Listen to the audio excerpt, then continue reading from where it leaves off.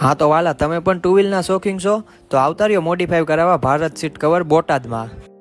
અને મિત્રો, તમે જે વસ્તુ પસંદ કરો એ તમને તાત્કાલિકમાં ફિટ પણ કરી દેવામાં આવશે. તમને અહીંયા નવી નવી ડિઝાઇનના ફેન્સી સીટ કવર પણ મળી જશે.